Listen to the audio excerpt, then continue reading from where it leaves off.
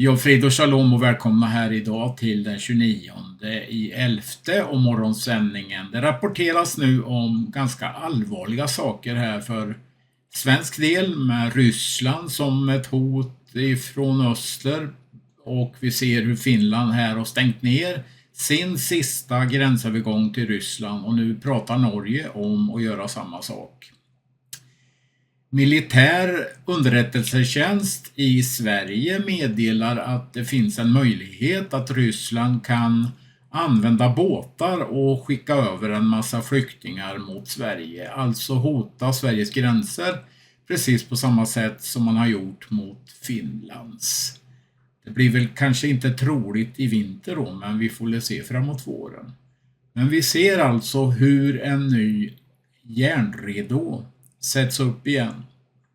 Precis som David Wilkerson sa i boken Synen som var tryckt 1973. Is trying to weaponize this border. They're accusing Moscow of sending migrants across. The issue started late September. Since then, Finland clocked over 600 migrants at their border. These migrants were undocumented. They were seeking asylum. And they were all coming from countries in West Asia and Africa, the likes of Yemen, Somalia, Syria, and Iraq. Finland says they arrived here with the help of Russia.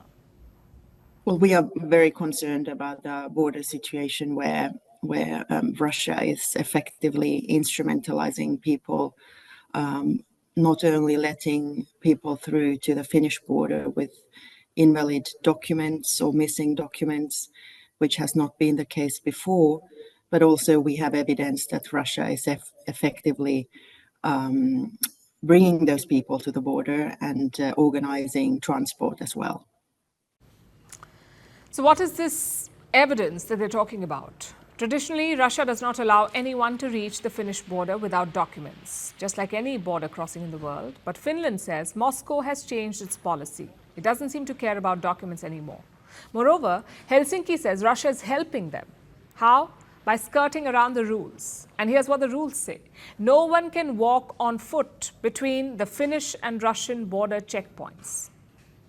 But these migrants are bypassing the rules. They're arriving on cycles and scooters. Where are they getting these from?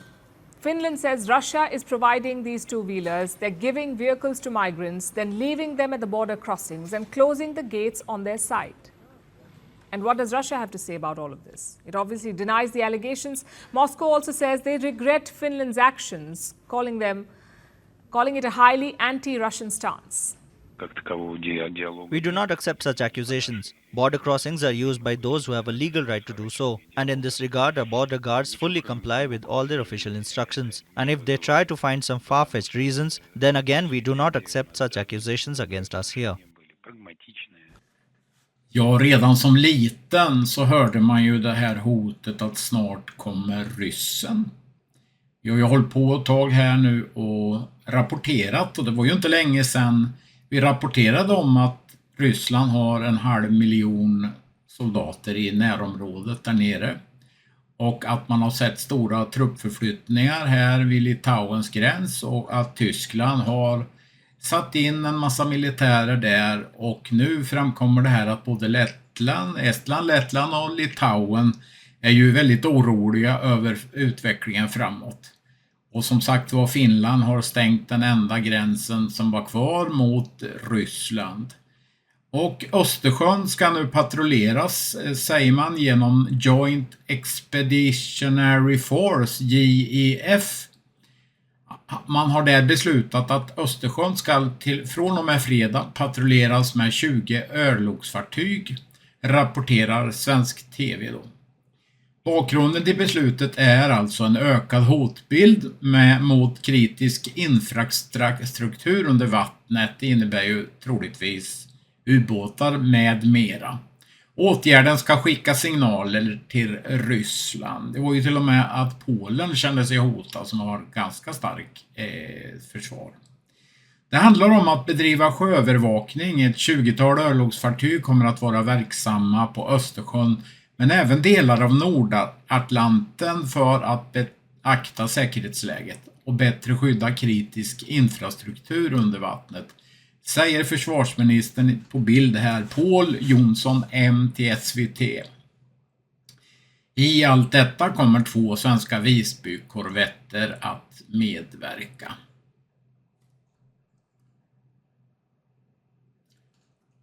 JEF är alltså ett försvarssamarbete mellan 10 länder som leds av Storbritannien. Koalitionen omfattar Danmark, Estland, Finland, Island, Lettland, Litauen, Nederländerna, Norge, Sverige och Storbritannien då, som i första hand är avsatt för insatser i Östersjöområdet. Så Sverige är ju redan i en pakt, kan man ju säga då. Nordatlanten ingår och Arktis.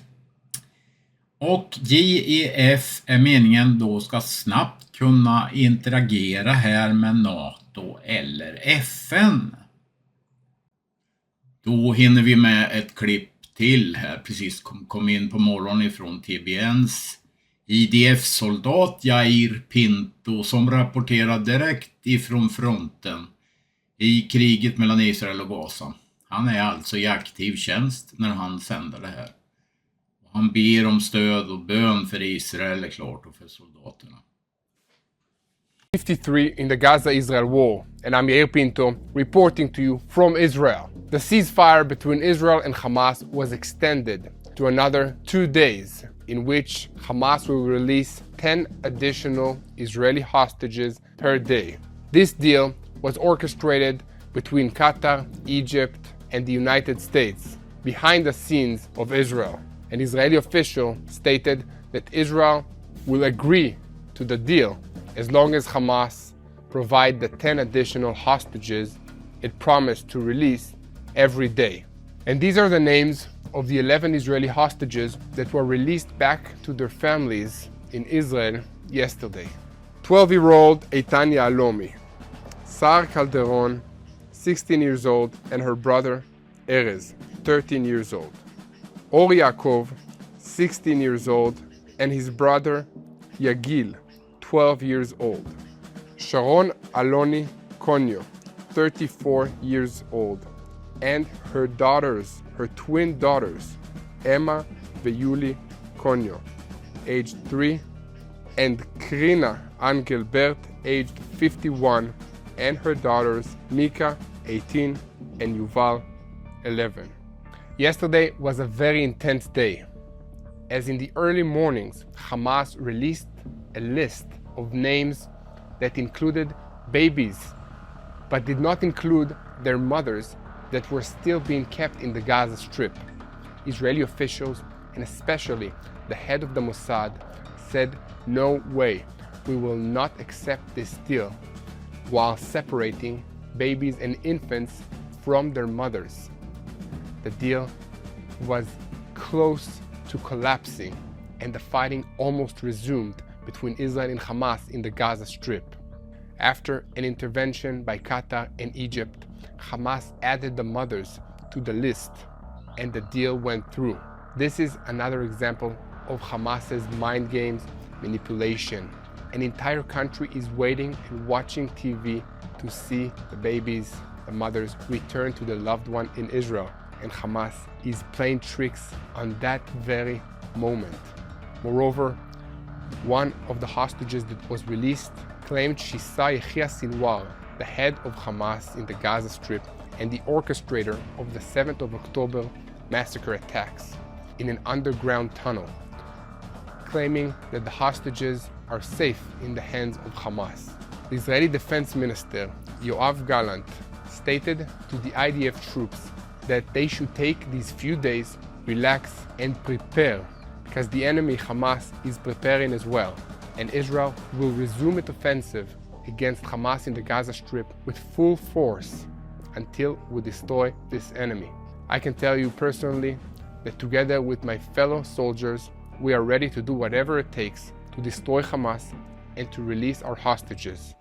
Please join us in sharing the truth of what is happening in Israel with the rest of the world, so that we can have the international backing to continue this fight. We need your help. And most importantly, please join us in prayer. Ja, det är ju krig och rykten om krig och redan igår så varnade vi för att man hade fått hört att Iran sänder varningar nu att Hizbollah drar ihop sig. Och nu kommer det ännu en varning från libanesisk informationstjänst då. Man har ju underrättelsetjänst i Israel förstås. Hizbollah har för avsikt att attackera Israel med en masseld av raketer som kommer att avfyras på en gång. Och meningen med att göra så här skulle ju vara då att tömma och förvirra Iron Dome på allt man har då. Och att tömma poolen av jaktplan som Israel skulle ha där uppe. Sen är det meningen med att man ska sätta in de här träffsäkra mark-till-mark missilerna då som kan skjuta med en oerhörd precision, och man varnar för att man har 240 förvalda mål. Och Amir skriver här att de har ju lovat då att om man skulle göra så här kommer Libanon inte att existera. Och det har ju Israel varnat för. Så vi får se. Det är alltså en upptrappning av hot det här ifrån Hizbollah. As the pause in the fighting has been extended, as I mentioned at the top of the program, additional 2 days while negotiations for the release of more hostages held by Hamas continue. Now, as students of the Bible know, enemies have risen up against Israel and God's people since the dawn of history. What does an understanding of Israel's history and biblical prophecy tell us about these modern attacks on the Holy Land? I mean, Jesus warned us, don't be deceived, don't be surprised, these things would be happening. Well, join me now in studio to discuss this and more is Amir Sarfati. He is the founder and president of Behold Israel. He's a noted speaker and author of many books, including the upcoming book, Discovering Daniel. Amir, welcome. Thank you, to Tony. Washington Watch. Good to see you. Good to be here. So, just for the benefit of our listeners and our viewers, we go back to, I guess, 2015. We were in Correct. Israel. You led one of our first tours that we took to Israel. Yeah, it was wonderful. It was. You brought a few buses, and we had a good time and good fellowship also. Well, very educational as one who is a follower of Jesus. Mm-hmm. Jewish roots, you understand the country, you understand the geopolitical environment there. Let's just jump right into this, Amir. Give us the latest. You just returned from Israel here to the United States, or just came to the United States from Israel. Give us a sense. Well, we're a nation that is post-trauma. We just experienced a 1 day of Holocaust, unspeakable crimes against humanity that were performed by bloodthirsty people that have no regards to human life and have no intention to have any peace with us at all. Which, by the way, leads me to Psalm 120 that says that I have dwelt with people who hate peace. When I am for peace, they are for war. And that's who we have business with.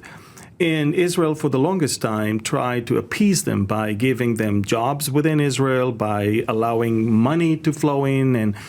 But this monster, rose one morning and tried to devour us. It's beyond description. Yeah, I have no words. I mean, I've used this term. Correct me if you think I'm wrong, but it's demonic.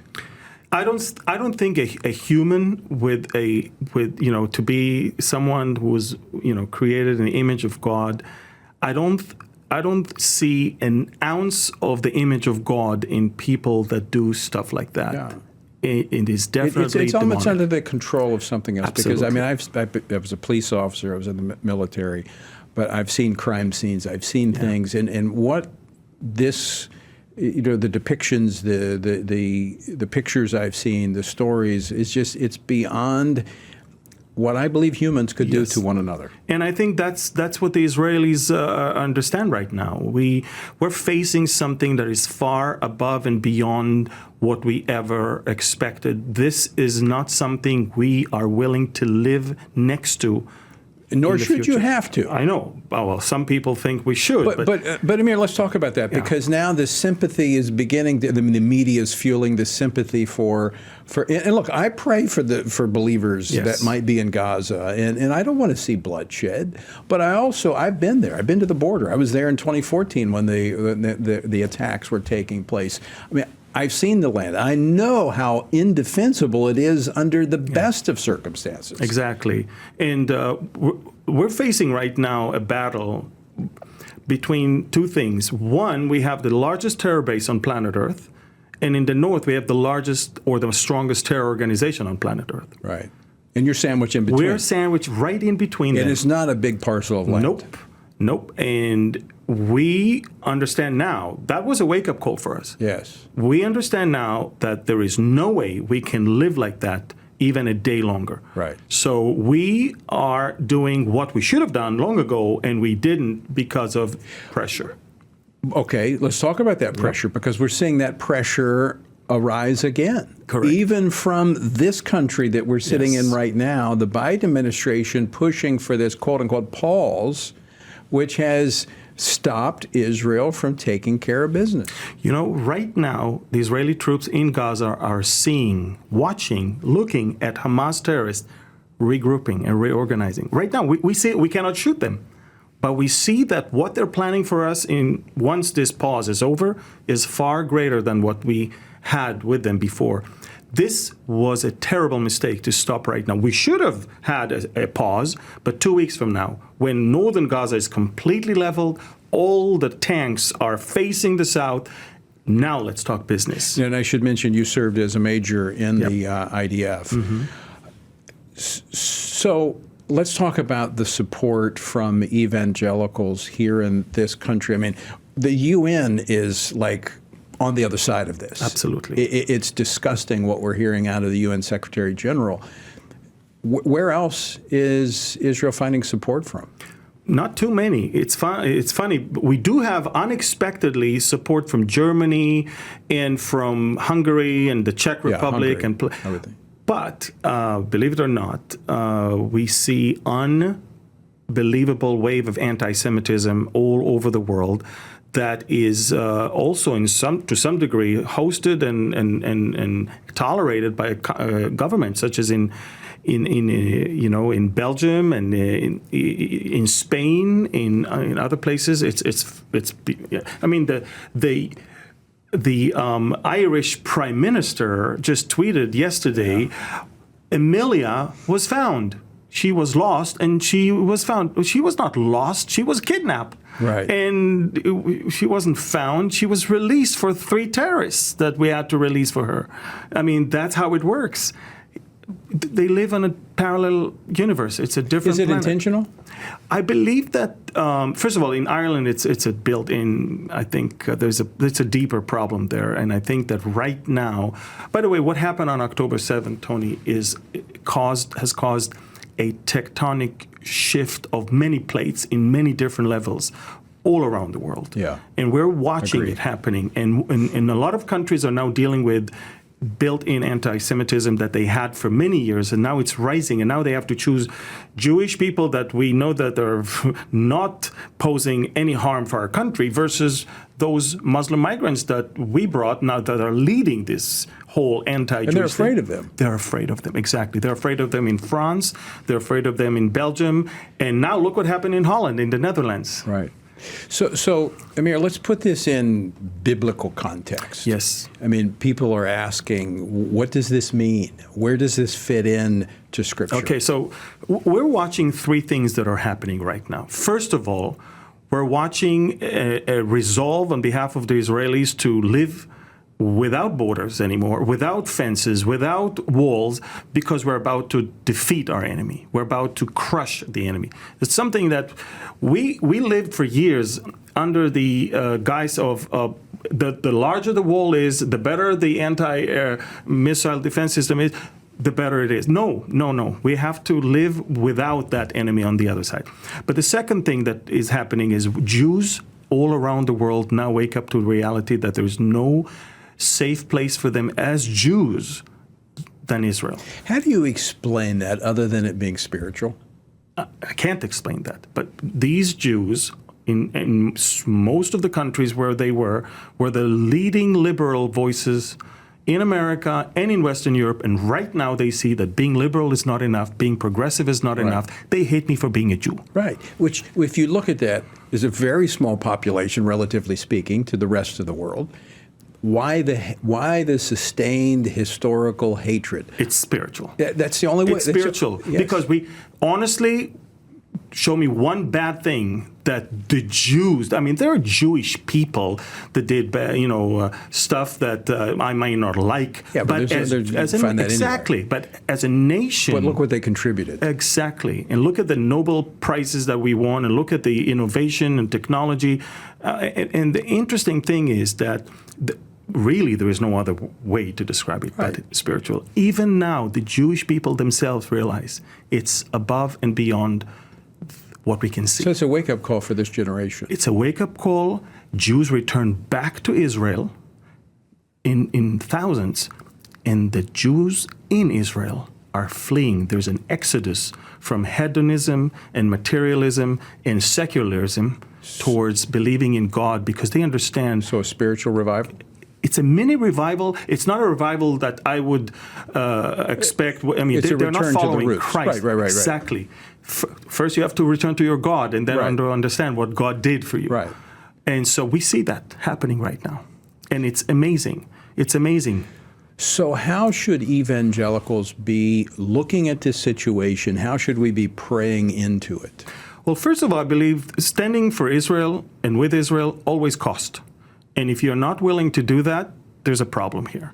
Jesus is going to one day judge the sheep and the goats based on how they treated the least of his brethren. I mean, even Joel chapter 3 talks about the fact that nations will be judged according to what they did to the nation of Israel. Right. Christians must know that they have to stand for Israel, have to pray for Israel, have to help them. Literally help them. Right. That's the way it is. God is expecting that from them. But also I think that we need to pray that for many Jewish people that the veil will be lifted as they make their way to their God. See, I think this is that opportunity, not just for the Jewish people, but for the world to see. Yes. That, see, I'm believing and praying that God is going to do what he's done in the past for Israel. He's going to show himself mighty Absolutely. to save, and it will be beyond man's explanation. Yeah. Without pointing to God. I mean, that's the only way you can explain it. You point to God, which will be this revelation for those who have eyes to see. They'll be able to see it. Absolutely. You're right. And I do believe that if you really have eyes to see and ears to hear, you're about to see amazing things. God is on the move right now. And by the way, I believe God is testing the nations right now. Is testing the nations, and among the nation, he's testing the believers, his people. Yeah. And Israel is on where we stand with Israel. Yes, Israel has always been. Look, when I began to travel around the world, God showed me wherever you go, look at what they teach about Israel, and you will know the spiritual state of that church, because it's like a litmus test. It's amazing. So when I chaired the U.S. Commission on International Religious Freedom, we were looking at this rise of anti-Semitism in Western Europe.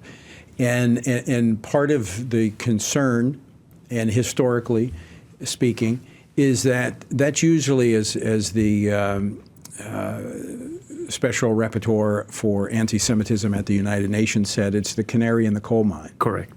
And so if Christians are silent here on what is happening to Jewish people all over the world, we're next. Absolutely. And by the way, those terrorists always say the Saturday people are first, the Sunday people are next. They use that term. They don't even hide it. And I mean, Europe must wake up, and America must wake up. America has thousands of sleeping cells all across the country. Your southern border is so open, and I can't even imagine how many Hezbollah and Hamas cells are in your country right now. Yeah, they're testing you. And look, they waited and waited and waited and deceived us and deceived the whole area that they are they're deterred and they're not going, and then boom, one day they strike. So was a part of it the political acrimony and division in Israel that opened the door for this, you think? Absolutely. They saw that they thought Israel is too weak to respond. The society is too divided. They lost their patriotism. They lost the sense of giving your life to this country. That's what they thought. That's what. Yes. You sounds like you're describing America, though, too. Absolutely, because this is exactly what the whole world is experiencing, and America leads that. And I'm telling you, when they smell weakness, they strike. So we're positioned to be hit. I have no doubt. I've said that from day one. For me, when I came it wasn't 9/11, it was 9/9. I came to America, and I gave a teaching called "Will There Be Peace?" And I talked about the coming Islamic terrorism to America. Nobody bought the tape. Don't worry. The next day, I was in New York City, and I asked, what's going to happen if something hits those two buildings? Because I asked Pastor Lloyd Pulley from Calvary Chapel of Old Bridge, and the next day it happened. And because to me it was evident that they're just waiting for the right time to do it. If you have eyes, you can see. Absolutely. And I hope that Americans are going to wake up to understand that you are in a crisis right now, and you have to stand up, and you have to change this policy. And you know what you need to do in November. Amir, unfortunately, we're out of time. All we right. could spend the rest of the night talking. Very quickly, how can folks find out more about Behold Israel? Well, beholdisrael.org. We are on Telegram, Instagram, Facebook, and YouTube, Behold Israel. And again, go online to our website and you'll find the rest. And frequently with our mutual friend Jack Hibbs. Yes, out exactly. of Calvary Chapel, Chino Right. Hills. Amir, thanks so much for Thank joining you, us Tony. today. Always great to see you, brother. You too. Ja, ska vi ta och avsluta den här videon och visa er David Talls uppdatering om läget med gisslan och vad han tror händer nu och så vidare och så vidare. Han är en väldigt kunnig person, han är från Israel då. Och vi önskar er Guds välsignelse från oss här, och så får ni höra på David Tall när han tar upp situationen just nu. Han är väldigt bra på det. Gud välsigna er, vi hörs på Telegram och på vår hemsida sen. Amen. In Israel. The main subjects that we're going to deal with today is what's going on the ground, the whole hostage situation and the agreement or the ceasefire that's being tied together and what that means, a little bit about what's going on in the north, and maybe a little bit about how Israel wins this war and what's going to happen on the day after. But one of the things I need you to understand first and foremost is the whole hostage situation is much, much deeper than most people around the world kind of, I think, manage to understand. Hostages are a major issue. And if you go back to the Bible, this is my heritage, okay? Hostages are reason for war. Whenever anybody takes hostages from Israel, Israel goes to war. That's happened with King David, or I'm going to read a passage from Genesis so you get to where we're going out and tie this together. This is Genesis 14, and I'm going to start with verse 14, and it says this. When Abraham heard that his relative had been taken captive, he called all of his trained men and went in pursuit as far as Dan. During the night, Abraham divided his men, and he attacked and pursued them as far as Damascus. And he recovered all the goods and brought back his relative Lot, his possessions, together with the women and the other children. After Abraham returned, the kings allied with him. The king of Sodom came out to meet him. And then Melchizedek, that a lot of people think might have been Jesus himself, brought out wine and bread, and he was the priest of the God Most High. And he blessed Abraham, saying, Blessed be Abraham by God Most High, creator of heaven and earth. And he praised to be the God Most High, who delivered your enemies into your hand. Abraham released those hostages, and as a result was accepted politically in the rest of the Middle East and was accepted spiritually by Melchizedek, the King Most High. And I think what you're seeing is something in connection to that.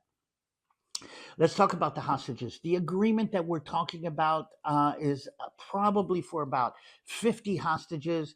By the time this comes out, you will probably know what happened. But the idea is a ceasefire by Israel against the Hamas in return to 40, 50, maybe even 60 hostages that the Hamas will release out of the 250 hostages that are still kept in Hamas hands.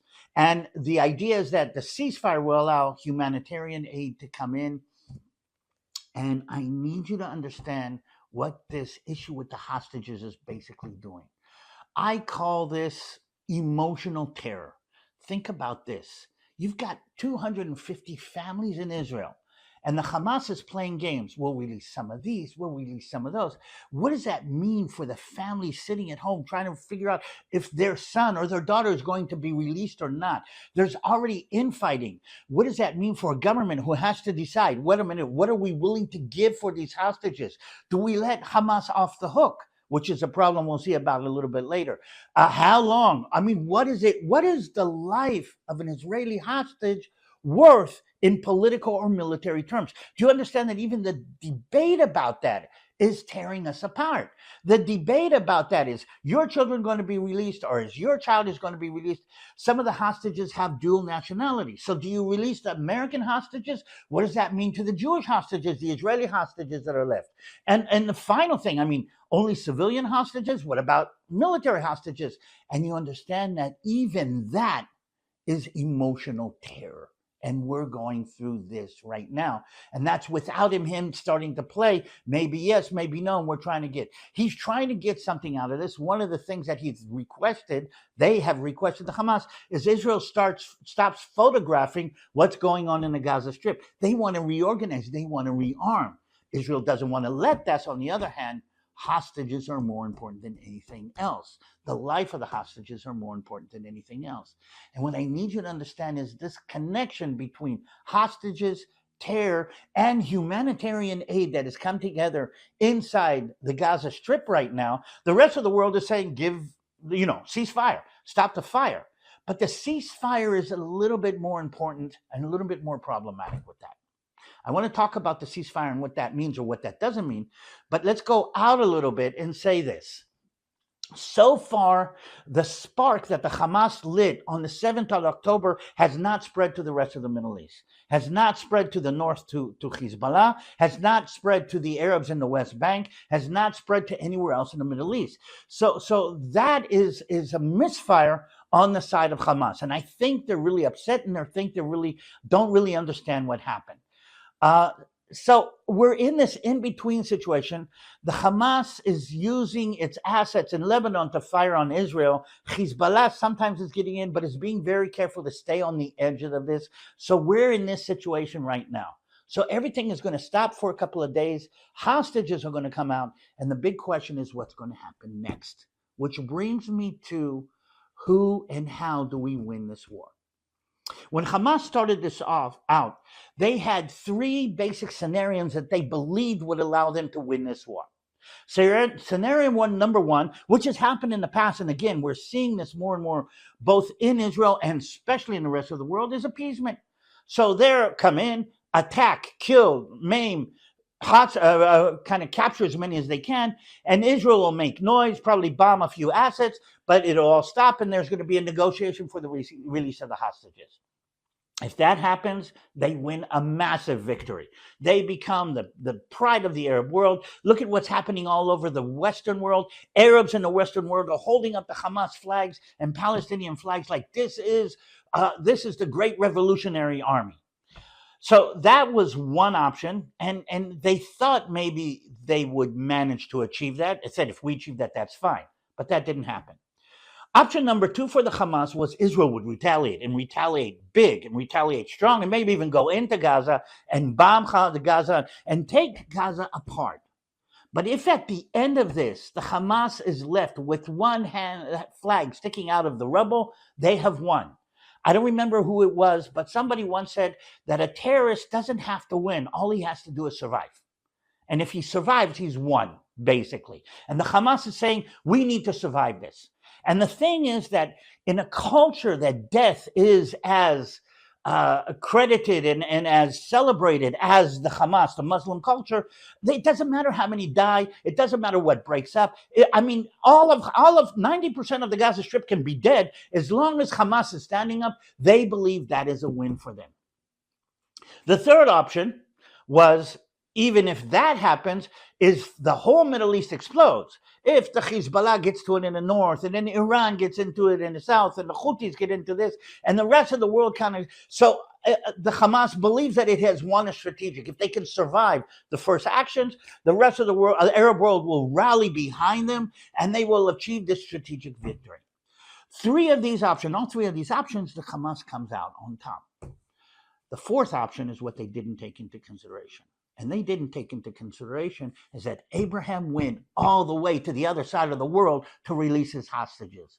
And what's happening now is Israel is going to go all in into the deepness of Gaza in order to release those hostages. Hostages is like putting a red cloth in front of a bull to the people in my society.